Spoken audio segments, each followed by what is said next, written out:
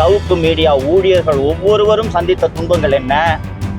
என் தாயார் ஏன் இப்படி அகால மரணம் அடைய வேண்டும்? நிச்சயமாக திமுகவை போல ஒரு கொடூர மனது படைத்த ஒரு கட்சி எந்த காலத்திலும் இருக்க முடியாது.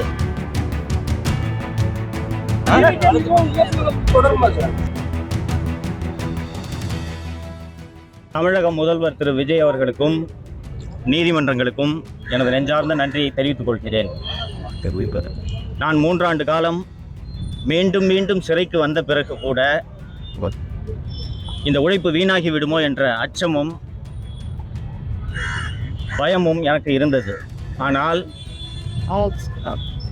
திராவிட முன்னேற்ற கழகத்தை தூக்கி எறிந்ததன் மூலம், கொளத்தூரிலேயே திமுக தலைவர் திரு ஸ்டாலின் அவர்களை மண்ணை கவ வைத்ததன் மூலம் தமிழக மக்கள் ஒரு அற்புதமான தீர்ப்பை வழங்கியிருக்கிறார்கள். அந்த தீர்ப்பை சரியான முறையில் புரிந்து கொண்டு முதல்வர் திரு விஜய் அவர்கள் இதுவரை ஆட்சி நடத்தி கொண்டிருக்கிறார் என்று நான் செய்தித்தாள்களில் பார்த்த வரையில் நான் புரிந்து கொள்கிறேன். தமிழக வெற்றி கழகம் அமைத்துள்ள இந்த கூட்டணி ஆட்சி 5 ஆண்டுகள் முழுமையாக தனது ஆட்சி காலத்தை நிறைவு செய்து தமிழக மக்களுக்கு பல்வேறு நலத்திட்டங்களை செய்ய வேண்டும் என்பதே எனது விருப்பமாக முதல்வரிடம் இந்த நேரத்தில் தெரிவித்துக் கொள்ள விரும்புகிறேன். தமிழக அட்வைசரி கோடியா குண்டாஸ் ரத்து பண்றோம், தப்பு செஞ்சல, இது நல்ல குண்டாஸ் போட்டது அப்படின்னு சொல்லிட்டு சொல்றாங்க.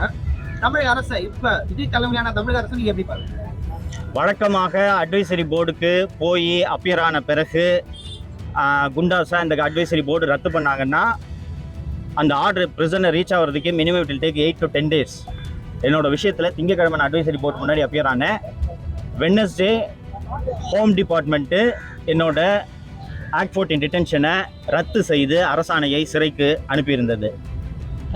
அந்த அரசாணையை படித்த வகையில் முதல்வர் திரு விஜய் அவர்களே தலையிட்டு எவ்வளவு விரைவாக முடியுமோ அவ்வளவு விரைவாக குண்டர் சட்டத்தை ரத்து செய்யுங்கள் என்று உத்தரவிட்டதன் விளைவாகத்தான் நான் இவ்வளவு விரைவாக உங்கள் முன் பேசிக் கொண்டிருக்கிறேன்.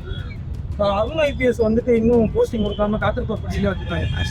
நாட்டில் என்ன நடக்கிறது என்பதை கடந்த 4 ஆண்டு காலமாக 5 ஆண்டு காலமாக அத்தனை பேரும் பார்த்து கொண்டிருந்ததனால்தான் கொளத்தூரில் மு.க. ஸ்டாலின் தோல்வியை தழுவினார்.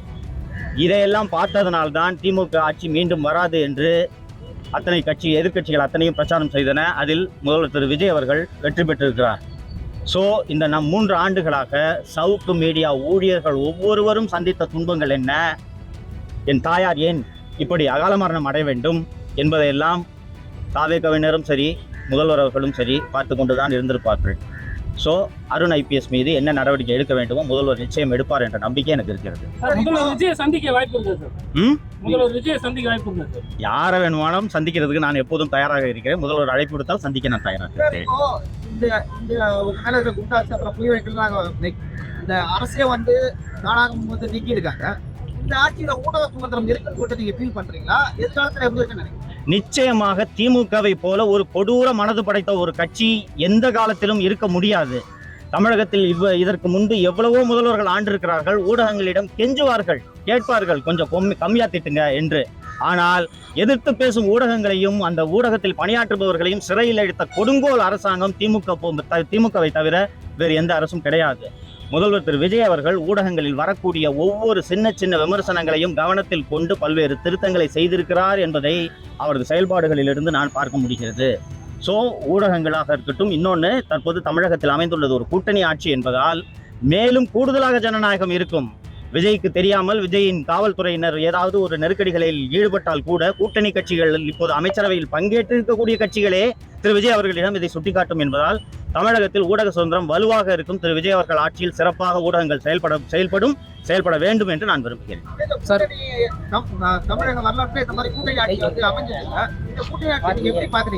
2004 மற்றும் 2009 ஆகிய ஆண்டு காலங்களில் மத்தியிலே மன்மோகன் சிங் தலைமையிலான ஐக்கிய முற்போக்கு கூட்டணி ஆண்ட அந்த 10 ஆண்டு காலத்தில் தான் இந்தியா மிகச்சிறப்பான பொருளாதார வளர்ச்சி அடைந்தது. இந்தியா உலகமே மிகப்பெரிய பொருளாதார நெருக்கடியை சந்தித்த போது இந்தியாவின் ரூபாய் வளர்ச்சி அடைந்தது. வறுமை கோட்டுக்கு கீழே உள்ள மக்களின் எண்ணிக்கை குறைக்கப்பட்டது. உணவு பாதுகாப்பு சட்டம் கொண்டு வரப்பட்டது, தகவல் அறியும் உரிமை சட்டம் கொண்டு வரப்பட்டது. ஸோ இது எல்லாமே அந்த கூட்டணி ஆட்சி என்ற ஒரே காரணத்தால் பல்வேறு கட்சிகள் சேர்ந்து இத்தகைய நலத்திட்டங்களை மக்களுக்கு 100 நாள் வேலை திட்டம் மிக முக்கியமாக இன்று வரை செயல்படுத்தப்பட்டு கொண்டிருக்கக்கூடிய திட்டம், இது எல்லாமே அந்த கூட்டணி ஆட்சியில் அமைந்தது. அதனால் இந்த கூட்டணி ஆட்சியும் சிறப்பாக செயல்படும். இப்போ டூவோபோல் இருந்துச்சு, ஏடிஎம்கே டிஎம்கே இருந்த வரைக்கும் பல்வேறு குறைகள் அதில் இருந்தன. அந்த குறைகள் இந்த கூட்டணி ஆட்சியில் நிவர்த்தி செய்யப்பட்டு செம்மையாக செயல்படும் என்று எனக்கு நம்பிக்கை இருக்கு. 8 பேர் தலித் அமைச்சர்கள் வந்து அமைச்சரவையில் இருக்காங்க. வரலாறுலேயே வந்து அந்த மாதிரி இல்லை. நாங்க சமூக நீதி ஆட்சி தரம் சொல்ற திமுக ஆட்சியிலே அது இல்லை. தமிழக வெற்றி கழகத்தின் ஆட்சியில வந்து அது இருக்கு. நீங்க எப்படி பாத்தீங்க? தலித் அமைச்சர்கள் அமைச்சர்கள் தமிழக வெற்றி கழகம் பெற்ற வெற்றியானது பணம், சாதி, மதம், வயது இவற்றை எல்லாம் கடந்து தமிழக வெற்றி கழகம் வாக்குகளை பெற்றிருக்கிறது, வெற்றி பெற்றிருக்கிறது. இந்த காரணத்தினால் என்ன கேட்டீங்க? இந்த காரணத்தினால் தமிழக முதல்வர் திரு விஜய் அவர்களுக்கு இந்த சாதிக்கு பிரதிநிதித்துவம் கொடுக்க வேண்டும், இந்த சாதிக்கு அமைச்சர் பதவி கொடுக்கலன்னா இந்த சாதி ஜனங்க கோச்சுப்பாங்கன்ற அச்சம் திரு விஜய் அவர்களுக்கு துளியும் இல்லை என்று நான் கருதுகிறேன். சமூக நீதி பேசக்கூடிய கட்சிகள் 70 ஆண்டுகளுக்கு மேல் தமிழகத்தை ஆண்டிருக்கின்றன.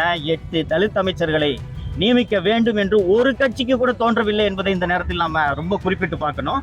ஸோ கண்ணை மூடிட்டு யார் என்ன நினைச்சாலும் பரவாயில்ல, நான் 8 தலித்துகளை அமைச்சராக்குவேன் என்று விஜய் சொல்லக்கூடியதே சமூக நீதியில் அவர் தீவிரமாக கவனம் செலுத்துவார் என்ற நம்பிக்கையை ஏற்படுத்துகிறது. சார், மு.க. ஸ்டாலின் அவர்கள் திமுக அதிகாரிகள் சொல்றதை அந்த அரசாங்கம் கேட்கறது கொண்டு வந்தீங்க. அந்த அதிகாரிகளை தமிழக வெற்றி கழகத்தினர் இந்த அரசு வச்சு மாற்றி இருக்குது. அதை எப்படி நம்ம எடுத்துக்கலாம்? அவங்க வந்து சொந்தமா யோசிச்சு முடிவு எடுக்கிறாங்க அப்படின்னு எடுத்துக்கலாம்.